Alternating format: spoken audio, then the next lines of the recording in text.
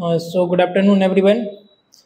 आज के लेक्चर हम सीखेंगे न्यूरोलॉजिकल असेसमेंट, है ना, जिसके अंदर आता है हमारा कोऑर्डिनेशन का, जिसमें हम सबसे पहले देखेंगे हमारे अपर लिम्ब का कोऑर्डिनेशन। उसके बाद फिर हम देखेंगे लोअर लिम्ब का, राइट। उसके बाद फिर हमारे बैलेंस का, बॉडी का, हमारा गेट का कैसा बैलेंस बन रहा है उसके बारे में समझेंगे। और फिर उसके बाद हम देखेंगे हमारे टेंडोन के रिफ्लेक्स का, ठीक है। एक हैमर होती है, परकसन हैमर, जो इसमें ब्लैक कार्क लगा होता है, हॉस्पिटल में देखा होगा, तो उससे हम रिफ्लेक्स वगैरह चेक करते हैं, वो सब देखेंगे। और अपर लिम्ब का सबसे पहले हम देखेंगे, है ना, और लोअर का फिर बैलेंस, हमारी बॉडी का गेट का बैलेंस कैसा बन रहा है। एक वीडियो रिकॉर्ड किया हमने, उसको अपलोड करेंगे, बाकी अभी थ्योरेटिकली भी पढ़ लेते हैं, राइट। तो उसको देख करके समझ लेना बाकी का। और सबसे पहले आ जाते हैं आपको कोऑर्डिनेशन अपर लिम्ब में। अपर लिम्ब का आपका कोऑर्डिनेशन टेस्ट है, जिसमें आपको क्या करना है, पहले राइट फिंगर को लेना है और इंडेक्स फिंगर को आपकी, और उसका जो आपको थंब है उस पर आपको टैप करना है। 10 से 15 सेकंड आपको टैप करना है। इसमें आपको क्या चेक करना होता है, इसका फ्रीक्वेंसी, एम्पलीट्यूड और उसका रिदम क्या है, ठीक है। ये तीन चीज़ों का आपने उसमें ध्यान रखना होता है। एम्पलीट्यूड उसका, आयतन कितना, उसका फ्रीक्वेंसी कितना है और रिदम कितना है ना। तो ये इसमें आपको चेक करना होता है। और पहले आपको राइट हैंड का करना है या लेफ्ट का भी ले सकते हैं, ऐसे करके आपको 10 से 15 सेकंड उसमें टैप करना है। उसके बाद फिर आप दूसरे लोगे आपका लेफ्ट फिंगर, उससे आपको ऐसे करके टैप करके चेक करना है। और भी इसके अल्टरनेटिव हो सकते हैं, दूसरा एग्जामिनेशन भी कर सकते हैं, पर जो कॉमन है हम वो एक दो ले लेते हैं, राइट। तो फर्स्ट में आपको ऐसा 10 से 15 सेकंड से चेक करके देखना है। इसमें आप रिफ्लेक्स चेक करते हो, कोऑर्डिनेशन उसका प्रॉपर है या नहीं है, न्यूरोलॉजिकल मसल्स का। उसके बाद फिर आप दूसरा करोगे रैपिड अल्टरनेटिव में। रैपिड अल्टरनेटिव में क्या होगा, आपका राइट हैंड का जो पाम है उसको आप डोर्सल सरफेस पर, इधर आप वेंट्रल पे इसको टैप करोगे, फिर वापस लोगे, फिर टैप करोगे, फिर इस साइड से टैप करोगे, फिर इस साइड से, राइट। पहले आपको आपका डोर्सल तरफ से वेंट्रल करना है, फिर डोर्सल से, फिर वेंट्रल से, फिर डोर्सल से। ऐसा आपको 10 से 15 सेकंड इस टेस्ट को भी करना है। पहले राइट हैंड ले सकते हो या लेफ्ट, फिर लेफ्ट या राइट, इस तरीके से आपको इसको करना होता है। इसमें आप उसका कोऑर्डिनेशन चेक करना है, इसमें भी आपको एम्पलीट्यूड चेक करना है, उसका फ्रीक्वेंसी चेक करना है और रिदम चेक करना होता है, ठीक है। ये वीडियोस है, उसमें आप देख लेना। तो पहले आप ऐसे करके इस तरफ से टैप करोगे, फिर इस तरफ से, फिर इस तरफ से, फिर इस तरफ से, उसका फ्रीक्वेंसी कितना है वो सब आपको उसमें चेक करना होता है, रिदम और फ्रीक्वेंसी। फिर ये वाला हाथ लोगे, ठीक है। तो ये जो कॉमन होता है हम इसको यूज़ करते हैं, या तो फिर आप आपका जो थाई की मसल्स है उस पर भी आप ऐसे करके टैप कर सकते हो, है ना। तो जो हमारा सूटेबल ज़्यादा होता है हाथ वाला, इसके लिए हम इसको प्रेफर करते हैं। ये आ जाता है आपका रैपिड अल्टरनेटिंग मूवमेंट के अंदर, ठीक है, ये वाला। उसके बाद फिर देखेंगे फिंगर एंड नोज का। फिंगर और नोज में आपको क्या करना होता है, आपकी जो फिंगर, इंडेक्स फिंगर लेना है, उसको आपकी नोज की टिप से टच करना है। इधर एक और पर्सन होगा, उसकी फिंगर से फिर आपको टच करना है, फिर इधर फिंगर जिधर मूवमेंट करेगा उधर आपको लेके जाना है। नीचे किया तो नीचे टच होना चाहिए। उसका हम कोऑर्डिनेशन चेक करते हैं, मसल्स उसमें कोऑर्डिनेशन हो रहा है कि नहीं, न्यूरोलॉजिकल कोऑर्डिनेशन। फिर आपके लोअर लिम्ब का आपको करना होता है। लोअर लिम्ब में आपका टैप, टो को, जो टैप टो होता है आपका बिग टो, उसको आपको पहले इस तरीके से टैप करना है। ऐसे आपको 10 से 15 सेकंड करना है। उसके बाद फिर आपको हील को टैप करना है। ये जस्ट सपोज दैट ये हील है, तो आप टो को ऊपर रखोगे, फिर इधर आप ऐसे हील को टैप करोगे, है ना। ये भी आपको 10 से 15 सेकंड करना है। उसके बाद आता है आपको हील साइन का। हील साइन में आप क्या करोगे, आपकी जो हील है नीचे से उसको स्टार्ट करोगे एंकल से, और नी के पास तक आपको ऊपर उसको लेकर के आना है, ठीक है। इस तरीके से इधर से चेक करोगे उसमें मसल्स का कोऑर्डिनेशन। पहले लेफ्ट पे करना है, फिर राइट पे, या पहले लेफ्ट या राइट, अपनी उसके हिसाब से आप कर सकते हो। इस तरीके से आप उसमें चेक करोगे। हील साइन हो गया ये हमारा, टैप का हो गया, हील का हो गया। फिर बैलेंस एंड गेट में हम देखेंगे हमारी बॉडी का बैलेंस कितना, उसमें बैलेंस हो रहा है नहीं हो रहा है। तो फर्स्ट टेस्ट आता है हमारा रोमबर्ग टेस्ट। रोमबर्ग टेस्ट में क्या करते हैं हम, इसमें इंक्लूड होता है आपकी विजन और वेस्टिबुल आपका, और आपके ब्रेन का जो होता है,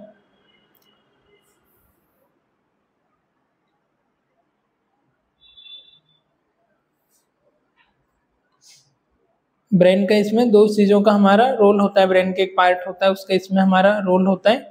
तो ये आपको चेक करना होता है कि आपका प्रॉपर तरीके से बॉडी का बैलेंस बन रहा है कि नहीं। तो इसमें क्या करोगे, जैसे विजन का यदि इन्वॉल्व नहीं हो रहा है तो आप उससे मतलब ऐसा नहीं कि विजन का भी जरूरी है, उसको कंपलसरी नहीं है। यदि आप जैसे कोई पर्सन ब्लाइंड है तो ऐसा नहीं कि उसका कोऑर्डिनेशन नहीं हो रहा है, तो विजन को यदि आप हटा भी दोगे तो भी चल जाता है। वेस्टिबुलर मतलब आपका हेयरिंग का, आपका ब्रेन का, और आपका वेस्टिबुल का, और फिर आ जाता है आपका विजन। ये तीनों का इसमें कोऑर्डिनेशन होता है। हमारे जो कान होते हैं उनका काम सिर्फ यही नहीं होता है सुनना, है ना। इसके अलावा प्रोसी प्रोप्रियोसेप्टिव, है ना, प्रोप्रियोसेप्टिव बोलेंगे, ब्रेन का एक पार्ट होता है, ब्रेन।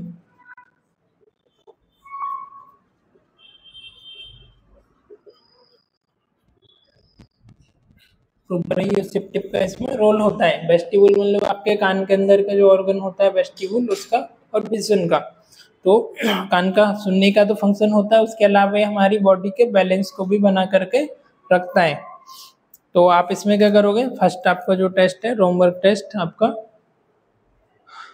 रोमबर्ग टेस्ट, इसमें आपको नॉर्मल आपकी जो दोनों हील है और दोनों ये टो है इनको ज्वाइंट करना है, ठीक है।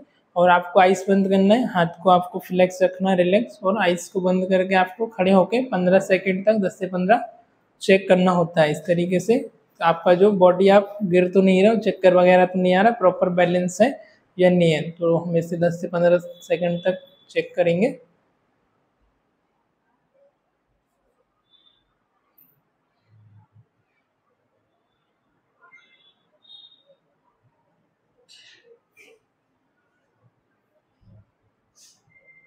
इस तरीके से आपको चेक करना होता है। थोड़ा थोड़ा तो डिसबैलेंस होता है, पर यदि ज़्यादा है तो पेशेंट क्या होगा, गिर जाएगा।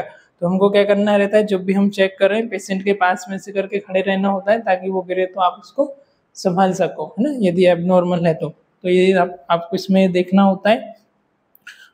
उसके बाद आता है आपका नॉर्मल गेट का। नॉर्मल गेट में क्या करना है, आपको पेशेंट को बोलना है वॉकिंग करने के लिए, और उसमें आपका वॉकिंग में देखना है उसका फिट कितना दूर रख रहा है, कितना उसका हाइट है, स्ट्रेट वगैरह कितना है, और वो टर्न कैसा ले रहा है, ये सारी चीज़ें आपको देखना है। और हैंड का मूवमेंट भी है कि नहीं वॉकिंग करते समय, जैसे ऐसे वॉकिंग कर रहे हैं तो उसका फिट कितनी दूर रख रहा है। उसके अलावा कितना वो ऊपर स्टेट उसको उठा रहे हैं, कितनी दूर रख रहा है ना, उसका फ्रीक्वेंसी क्या है, कितना स्टेप ले रहा है, और हाथ का मूवमेंट भी है कि नहीं है, ये सब आपको चेक करना होता है उसमें। तो ये किस में आ जाता है, आपके नॉर्मल गेट में। फिर आ जाता है आपका टेंडन वॉकिंग में। टेंडन वॉकिंग में आप क्या करोगे, आपको जो एक हैंड फिट है उसको दूसरे के सामने रखना है, जो आपके पीछे की हील की बैकबोन है, कैलकुनस, और आपका टो, ये एक के सामने आना चाहिए, है ना। और एक लाइन में वॉक करना है, ऐसा जिग जैग आपके जैसे नहीं चलना है, ठीक है। जैसे ये लाइन है इसमें आपको ऐसे वॉकिंग करना है आगे देखते हुए।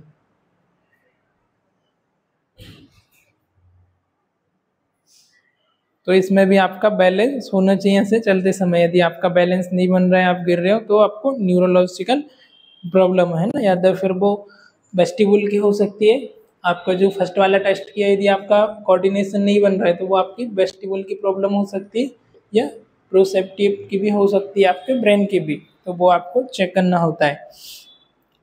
ये ये आ जाता है कि इसमें हमारे टेंडोन वॉकिंग में, इसमें हम टेंडोन का चेक करते हैं, सॉरी टेंडोन नहीं, टेंडेम वॉकिंग। उसके बाद आता है walking on toe and heel. सबसे पहले आपको टो पे वॉकिंग करना है, इस तरीके से एक स्ट्रेट लाइन में वॉक करना है। इसमें आपका कोऑर्डिनेशन देखना होता है, आपकी काफ मसल्स का, और आपके टो का, प्लांटर का और डोर्सल का, ठीक है। आपकी जो मसल्स है उसका कितना न्यूरोलॉजिकल उसमें कोऑर्डिनेशन हो रहा है। इसका है हील का, है ना। हील में कैसे करोगे, इस तरीके से आपको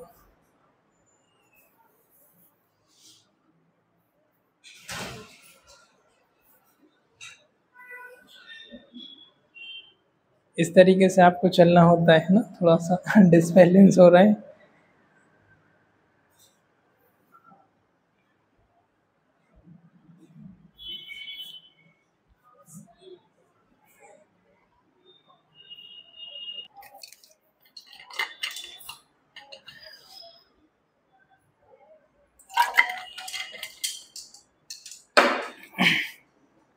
इस तरीके से आपको टेस्ट करना होता है। जो हमने अभी टेंडन वॉक का और टो वॉक का देखा, इसमें आप डॉर्सी रिफ्लेक्स को देखते हो और आपका प्लांटर रिफ्लेक्स को चेक करते हो, है ना, आपका टेंडन का कितना काम कर रहा है, मसल्स का, आपके काफ मसल्स वो वीक तो नहीं है, न्यूरोलॉजिकल प्रॉब्लम तो नहीं है।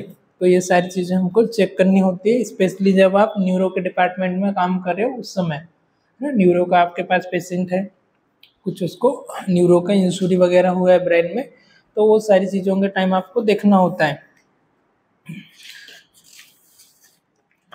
उसके बाद देखेंगे हम टेंडन का। टेंडन का इसके लिए एक हैमर की आवश्यकता होती है, पर अभी हैमर नहीं है तो हम नॉर्मली समझ लेते हैं कैसे हमको उसको करना होता है।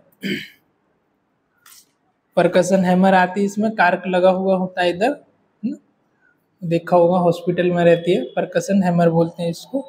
उसमें आपको चेक करना है। पहले कौन सा देखा है हमने यहाँ पर, बाइसेप। बाइसेप में क्या करोगे, एक आंचों को इधर आ जाओ फटाक से,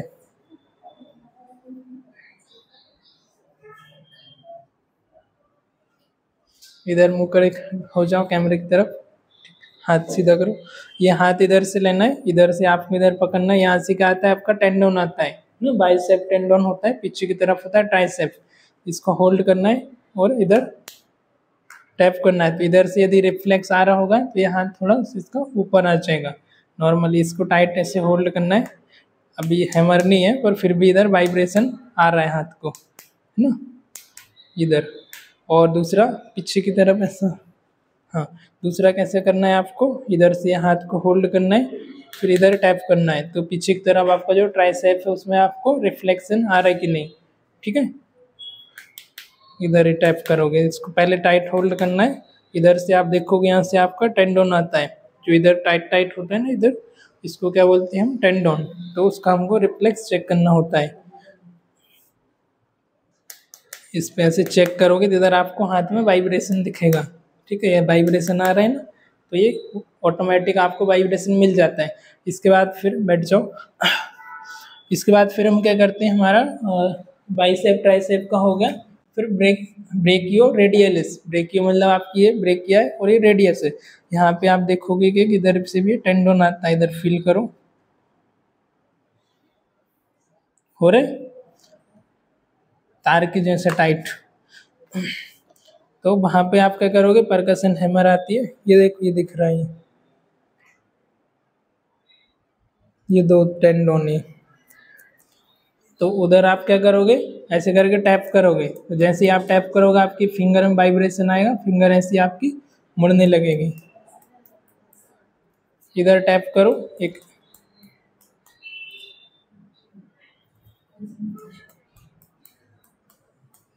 ये फिंगर में आपको ऐसा वाइब्रेशन दिख रहा है, देखो ऑटोमेटिक आपके फिंगर में वाइब्रेशन आता है। टैप करके देखो, उतने से पेन से नहीं होगा, थोड़ा टाइट करना पड़ता है ज़्यादा, मार्कर से करोगे तो हो जाएगा। तो इस तरीके से आपको टेंडोन का चेक करना होता है। उसके बाद फिर दूसरा टेंडोन आता है हमारा नी का। नी का ऐसे और भी टेंडोन है, पर हम अभी एग्जांपल के लिए 2 से 3 ले लेते हैं। नी में भी आपको जैसे अभी हमने एक ट्राइसेप और बाइसेप किया, ऐसे नी को भी आपको दोनों साइड से करना होता है। कई बार जैसे नी ज़्यादा बड़ा है आपका, हाथ छोटा है, तो ये आपका थंब यदि इस साइड तक नहीं आ पा रहा है ये, तो आप इसके बिना भी ऐसे इधर टैप कर सकते हो। तो आपका जो पैर का मूवमेंट वो आपको ऊपर की तरफ देखने को मिलेगा। इधर आप टैप करोगे तो पहले लिगामेंट को देखना है आपको। लिगामेंट आपके होल्ड होना चाहिए। जब भी आप हाथ में होल्ड कर रहे हो तो लिगामेंट को आपको टाइट होल्ड करना है। होल्ड करने के बाद फिर आपको उसको टैप करना है। ये आ जाता है आपके रिफ्लेक्सेस में। बाकी का जो है वो न्यूरोलॉजिकल में आ गया। नी का, एंकल का भी इसी तरीके से देखते हैं आप। उसके बाद फिर देखेंगे इसका प्लांटर का, है ना। प्लांटर में क्या देखते हो, जैसे कि हमने पेशेंट है उसके जो पैर के पंजे होते हैं, सोल होता है, उसमें क्या करते हैं, वैसे वो अपनी जो परकसन हैमर आती है उसमें एक तरफ से वो नुकीली होती है, तो उसको हम ऐसे करके चुभाते हैं। जब भी हम चुभाएंगे पेशेंट जो हाथ है सब पीछे की तरफ उसकी फिंगर को, पैर के पंजे को खींच लेता है ना। तो ये आ जाता है आपके प्लांटर रिफ्लेक्स में। कौन सा, सैक्रम 1 और सैक्रम 2 नर्व आती है, उसका रोल होता है वो इसको कंट्रोल करने का काम करती है। तो यदि इसमें कुछ भी डिफॉर्मिटी है तो आपकी S1 और S2 नर्व में डैमेज है, उसमें डिफॉर्मिटी की वजह से हो रहा है। एंकल का तब चेक करोगे, नी का चेक करोगे तो नी में कौन सी नर्व सप्लाई होती है, L2, L3 और L4, नंबर 1, नंबर 2, नंबर 4। तो ऐसे पूरा इसमें दिया हुआ है।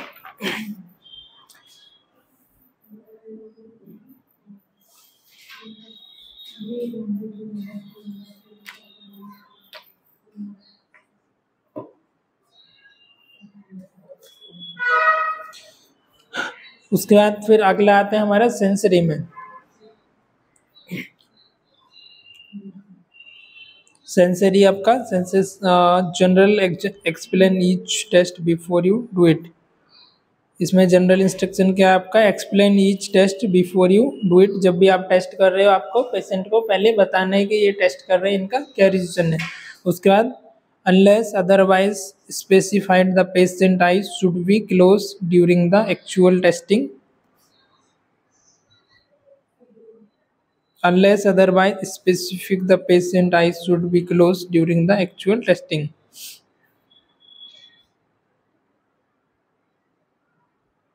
यदि जरूरत है स्पेसिफाइड कुछ है तो आप पेशेंट का आई क्लोज होना चाहिए जब आप टेस्ट कर रहे हो कोई भी उस समय, है ना।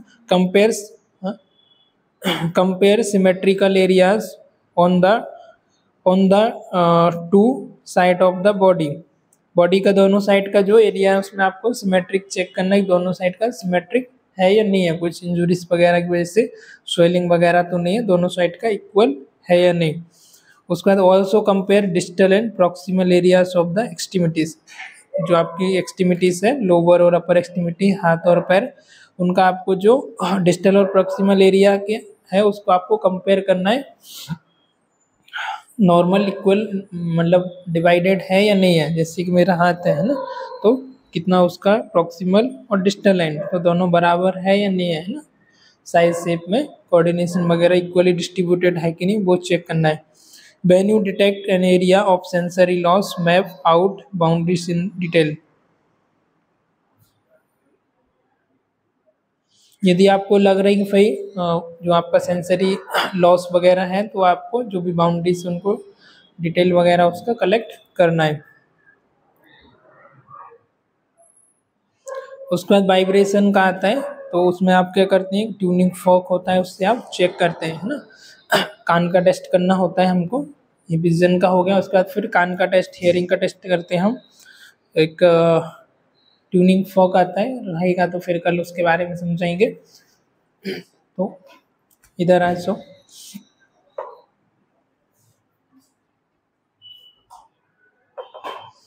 एक हमारा आर्टिकल्स होता है ट्यूनिंग फॉर्क, उसमें हम ऐसे करके एक जैसे कि इसका एग्जांपल ले सकते हैं हम। जैसे हमें कोई आवाज़ आती है ना, तो उसका कुछ समय तक हमको वाइब्रेशन होता रहता है। जैसे जैसे कि एक हमारे घर में ड्रम है और ड्रम में हम कुछ गोल आ जाता है एंटी, उसको यदि हम ऐसा घुमा रहे हैं तो वो कुछ समय तक आवाज़ करती रहती है ना, उसकी आवाज़ गूंजती है, वाइब्रेशन आता रहता है।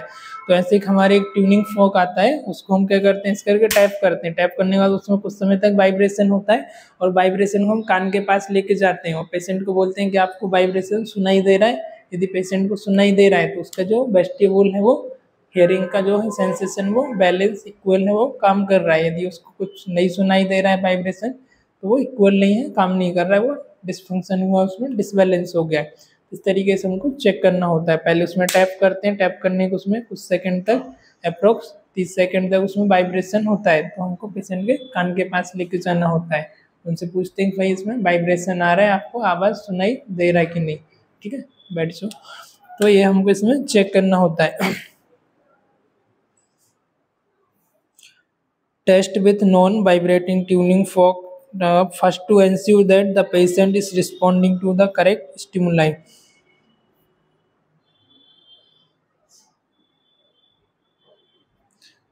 हमको चेक करना होता है कि इंश्योर करना है, पहले नॉर्मल हम चेक करेंगे, उसके बाद फिर हम उसमें वाइब्रेशन करके चेक करेंगे कि पेशेंट को प्रॉपर तरीके से रिस्पॉन्ड कर रहा है कि नहीं।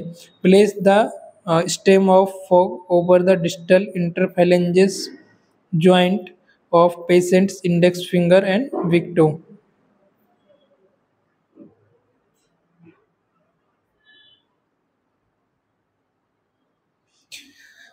पेशेंट को भी दे सकते हो आप, या आप अपने हाथ में भी उसको होल्ड कर सकते हैं। पेशेंट को भी दे सकते हो, या आपके इंडेक्स फिंगर और बिग टोज से उसको होल्ड करना है, थंब से।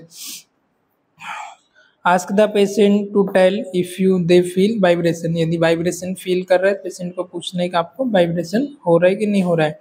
If vibration senses empire process proximally plus, यदि प्रेजेंट है तो आपको प्रेजेंट का क्या साइन होता है मेडिकल में, कितना ज़्यादा प्रेजेंट है सीवियरिटी के अकॉर्डिंग हम ऐसा प्लस का चिन्ह बनाते हैं।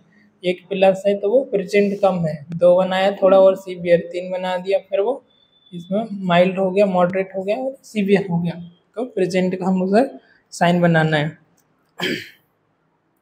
ये वाइब्रेशन आप कान का भी चेक कर सकते हो, उसके अलावा आपका ये हेयरिंग का तो हम करते ही करते हैं, उसके अलावा हम इसमें भी चेक कर सकते हैं। एल्बो का हो गया आपका, है ना, पटेलस बोन का हो गया, क्लेविकल का हो गया, स्पाइनेसिस प्रोसेस का हो गया, इनका भी आप वाइब्रेशन उससे चेक कर सकते हो ट्यूनिंग फॉर्क से।